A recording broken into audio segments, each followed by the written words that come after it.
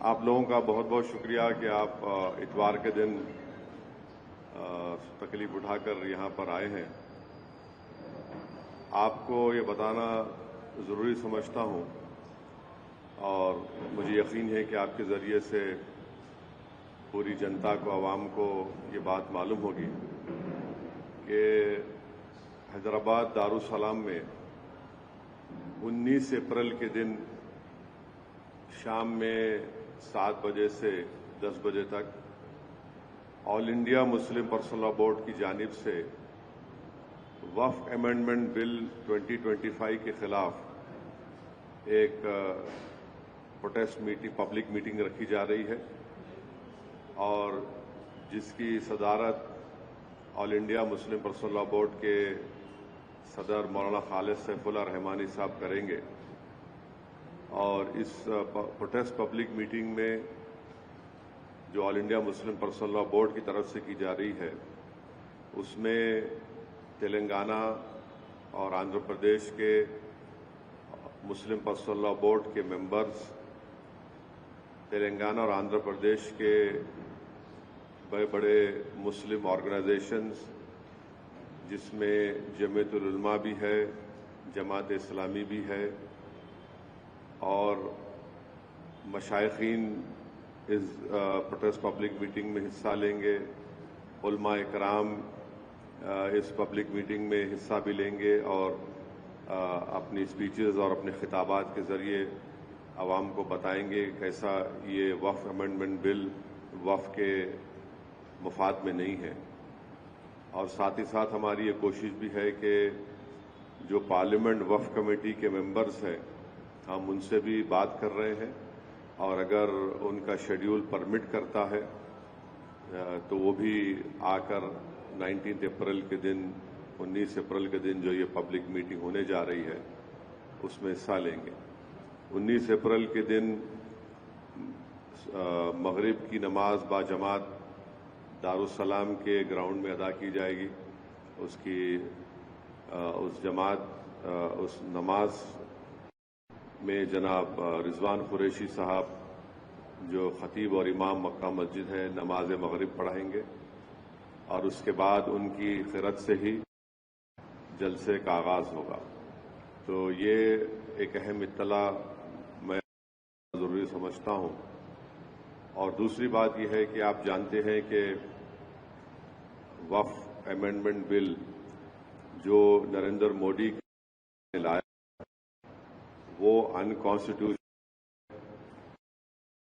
ہمارے بھارت کے آئین کے آرٹیکل 14 کا، آرٹیکل 15 کا، آرٹیکل 25، آرٹیکل 26 اور آرٹیکل 29 کا ایک گریو وائلیشن ہے اور ہم یہ سمجھتے ہیں کہ یہ امینڈمنٹ بل کو بچانے کے لیے نہیں ہے، وقف کی پراپرٹیز پر جو انکروچمنٹ ان انکروچرز کو ہٹانے کے لیے آ رہا ہے، وقف پراپرٹیز کی ریونیو یا آمدنی میں اضافہ کرنے کے لیے نہیں لایا جا رہا ہے، نہ ہی یہ مسلمانوں کے مفاد میں ہے کہ یہ تمام امینڈمنٹس جو کیے گئے ہیں بی جے پی اور این ڈی اے کے سپورٹنگ پارٹیز، چاہے وہ T D P who, J D you کی نتیش کمار ہو چراغ پاسوان ہو، جینت چودھری ہو، مانجھی صاحب ہو یا پھر کمارا سوامی ہو، تو ان کی سپورٹ سے بی جے پی نے ایک کالے قانون کو بنایا ہے اور یہ اس بات کو بتاتا ہے کہ مسلمانوں پر بی جے پی ان کو شک کی نگاہوں سے دیکھتی ہے اور اس لیے دیکھتی ہے کیونکہ ہندو دھرم کے انڈومنٹ بورڈ میں، جین دھرم کے انڈومنٹ بورڈ میں، سکھ دھرم کے انڈومنٹ بورڈ میں یہاں پر صرف انہی کے مذہب کا ماننے والا اس کا ممبر بن سکتا ہے۔ ان دھرم کے بورڈوں میں لمیٹیشن ایکٹ نہیں ہوتا، ان دھرموں میں بائی یوسیج وہ اس دھرم کی پراپرٹی بن سکتی ہے اور ان دھرم کے بورڈوں میں دوسرے دھرم کے ماننے والا بھی ان کو اپنی پراپرٹی دے سکتا ہے. یہ تمام چیزیں اس امینڈمنٹ بل کے ذریعے نریندر مودی کی سرکار نے مسلمانوں کے اس دھرم کے بورڈ سے چھین لی ہے. ہم ہمارے اس دیش کے ہندو بھائیوں کو بتانا چاہیں گے، سکھ بھائیوں کو بتانا چاہیں گے اور ہمارے جین بھائیوں کو بتانا چاہیں گے کہ جب آپ اپنے دھرم کے بورڈ میں صرف اپنے ہی دھرم کے ماننے والوں کو ممبر بنا سکتے ہیں اور دوسرے دھرم کا نہیں بن سکتا ہے، تو کیسے مسلم دھرم کا یہ وقف بورڈ جو ایک پیور ریلیجیس انسٹیٹیوشن ہے، وقف بورڈ، اس میں کیسے مودی سرکار دوسرے دھرم کے لوگوں کو مینڈیٹری 2 لوگوں کو بنانے کا ایک پروویژن رکھتی ہے. اور جب آپ کے پاس لمیٹیشن ایکٹ اپلائی نہیں ہوتا ہے جس کے ذریعے سے اگر ہندو انڈومنٹ بورڈ کی پراپرٹی پر، جین دھرم کی پراپرٹی کے اوپر، گردوارہ پربندھک کمیٹی کی پراپرٹی کے اوپر اگر کوئی ناجائز قبضہ کرتا ہے تو اس کو آپ کبھی بھی نکال سکتے ہیں. وہ مسلم دھرم کے انڈومنٹ بورڈ پر لمیٹیشن ایکٹ اپلائی کر کے نریندر مودی کی سرکار انکروچر کو مالک بنانا چاہ رہی ہے ایڈورس پوزیشن کی بنیاد پر. اور پھر آرٹیکل 26 کے تحت ہر ریلیجیس ڈینومینیشن کو اپنے ریلیجیس چیریٹیبل آرگنائزیشن بنانے کا اختیار ملتا ہے، اس کو ایڈمنسٹر کرنے کا اختیار ملتا ہے اور موویبل اور اموویبل پراپرٹیز کو حاصل کرنے کا اختیار ملتا ہے. یہ مسلمانوں سے چھینا جا رہا ہے.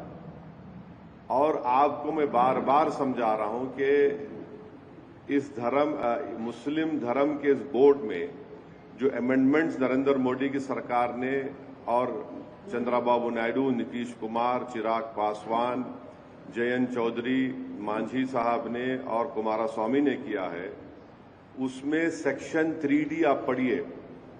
سیکشن 3D کو جب پارلیمنٹ میں یہ بل ڈیبیٹ ہو رہا تھا اس کو بزدلی سے امینڈمنٹ کو پیش کیا گیا. اور امینڈمنٹ کیا بولتا ہے کہ جو بھی مسجد، درگاہ، خانقاہ، عاشور خانے، امام باڑے لوجیکل آف انڈیا کے رہیں گے، اب یہ بل ہونے کے بعد ان کا رجسٹر ایز اے وقف پراپرٹی نہیں.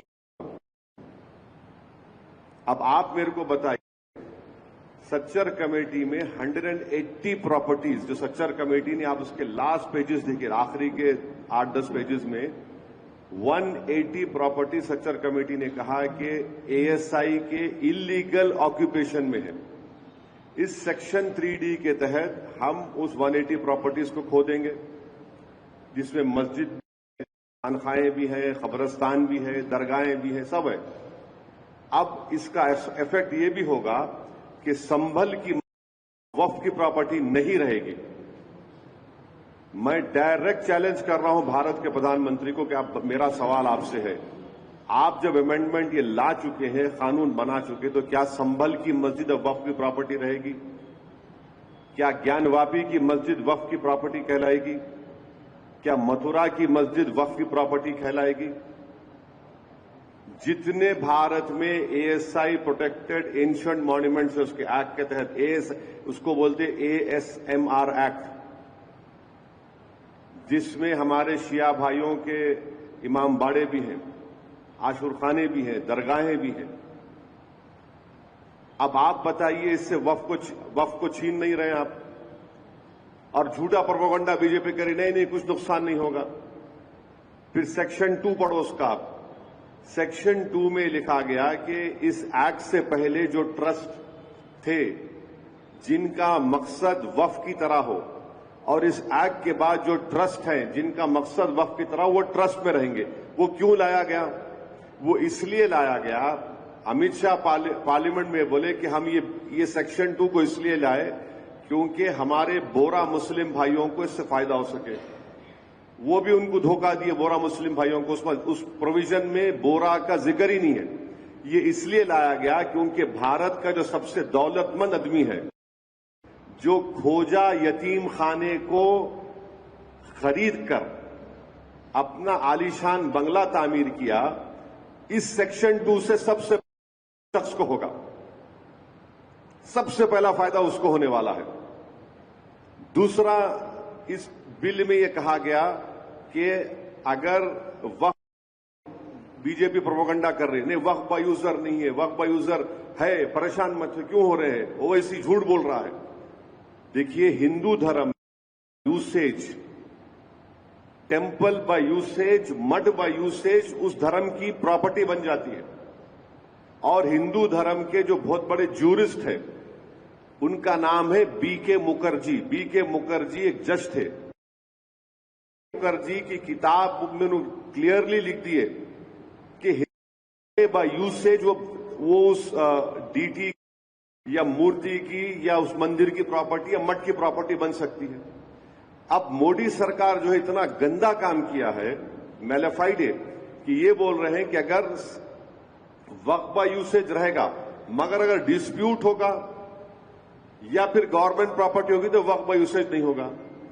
अब मैं अगर वक्फ मेरी प्रॉपर्टी है, अपनी गवर्नमेंट के खिलाफ अगर वक्फ बाय यूसेज को इस्तेमाल नहीं करूंगा, किसके खिलाफ इस्तेमाल करूंगा?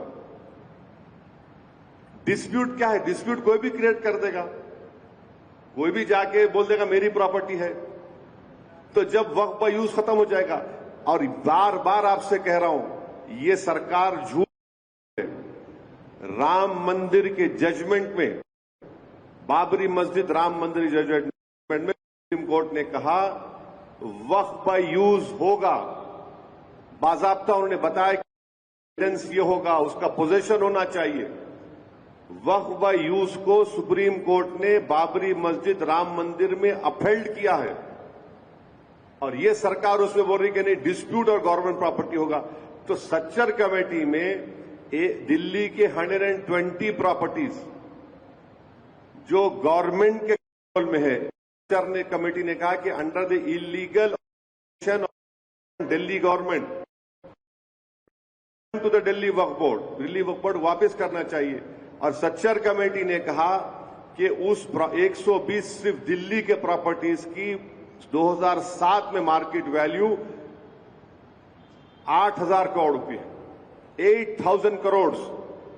अब जब ये वक्फ बाय यूज का प्रोविजन आएगा, लॉ बन गया, 120 प्रॉपर्टीज चले गए, जिसमें भी है, जिस पार्लियामेंट की है, जिसके इमाम रामपुर के मेंबर ऑफ पार्लियामेंट मौलाना मुहिबुल्लाह साहब हैं, वो चले गए। अब कल गवर्नमेंट बोली नहीं हमारी लगा, तो उसमें तो खत्म ही हो गया। अब दूसरा यह है कि अगर मैं जाकर एएसआई के मॉन्यूमेंट, जो सच्चर ने कहा, मैं जाके बोलूंगा गवर्नमेंट ने बिल में क्या किया कि गवर्नमेंट का डेफिनेशन जो होता है उसको इतना इनलार्ज कर दिया कि उसमें पब्लिक सेक्टर अंडरटेकिंग्स भी आ गए। बोलूंगा भाई मेरी है तो बोलेंगे हम वक्फ बाय यूज खत्म कर दिया, आपके डॉक्यूमेंट नहीं है। अगर वक्फ बोर्ड जाकर बोलेगा वक्फ बाय यूज मैं इस्तेमाल कर रहा हूं, कोई खाबिज है, इंक्रोचर है, तो गवर्नमेंट बोलेगी नहीं हम तो लिमिटेशन एक्ट अप्लाई कर दिए, 12 साल के बाद उन्हें मालिक बन गया। कौन सा ऐसा प्रोविजन है जिससे वक्फ बोर्ड को फायदा पहुंचेगा, हमको बताइए। हम तो लूज कर रहे हैं हमारे पूरे प्रॉपर्टीज को, वक्फ की प्रॉपर्टीज को। आप सेक्शन 3D ला लिए, सेक्शन 2 ला लिए, सेक्शन 3C कर दिए, डेजिग्नेटेड ऑफिसर। अब डेजिग्नेटेड ऑफिसर कौन होगा बताइए? मेरा गवर्नमेंट से झगड़ा चल रहा, कई जमीनों पे कब्जा है गवर्नमेंट का, तो दुनिया का उस इंसाफ का उसूल यह है कि कोई भी अपने केस में जज नहीं बन सकता। आप क्या कर रहे हैं? डेजिग्नेटेड ऑफिसर गवर्नमेंट अपॉइंट करिए, गवर्नमेंट एग्जीक्यूटिव का हिस्सा है। हमारे देश में, वतन अजीज में, theory of separation of powers हमारे कॉन्स्टिट्यूशन के बेसिक स्ट्रक्चर का हिस्सा है कि कोई भी अपने केस में जज नहीं बन सकता। डेजिग्नेटेड ऑफिसर गवर्नमेंट नॉमिनेट करेगी, वो किसके हक में फैसला करेगा? वो अगर आप ईमानदार थे तो आप बोलना था कि अगर ऐसे झगड़े होंगे तो कोर्ट तय करेगा, आप कोर्ट को भी निकाल दिए डेजिग्नेटेड ऑफिसर। यानी हर एतबार से मुसलमान अपनी जायदादों को खोने जाएंगे। किरण रिजिजू का कल वीडियो देखा मैं, इतना झूठ बोल रहे वो कुछ नहीं होगा। अरे आप कानून बना के छोड़ रहे हैं, सेक्शन 3C के तहत अब तो उत्तर प्रदेश में तो उन्हें छीनना चाह रहे। उत्तर प्रदेश में 91% of Sunni Waqf board property जो है वो वक्फ बाय यूज की है, पूरे गायब हो जाएंगे। सेक्शन 3D के तहत क्या संभल की मस्जिद वक्फ की प्रॉपर्टी है या नहीं है, बताओ। सिंपल क्वेश्चन कर रहा हूं मैं। तो ये सब इसलिए लाया जा रहा है ताकि मुसलमानों के रिलीजियस प्रॉपर्टीज को और उस धर्म के जो प्रॉपर्टीज है उसको उनसे छीन लिया जाए। और अफसोस की बात यह है कि चंद्राबाबू नायडू की सरकार तिरुमला तिरुपति देवस्थानम में एम्प्लॉइज जो नॉन हिंदू है उनको निकाल रही है। तिरुमला तिरुपति देवस्थानम का एक्ट ये कहता है कि जो टीटीडी का मेंबर होगा वो हिंदू धर्म का होना चाहिए। बोर्ड में आप एम्प्लॉइज को निकाल रहे हिंदू नहीं है बोल के, और यहां पर आप मोदी के अनकॉन्स्टिट्यूशनल ब्लैक लॉ की सपोर्ट करके कह रहे हैं कि मुस्लिम धर्म के बोर्ड में आप नॉन मुस्लिम को रखेंगे। देखिए कितनी हिपोक्रेसी है चंद्रबाबू नायडू की। एम्प्लॉइज का जिक्र नहीं है, टीटीडी के मेंबर्स, उनका कमिश्नर, और बार बार बोलते हैं कि नहीं वक्फ की प्रॉपर्टी पे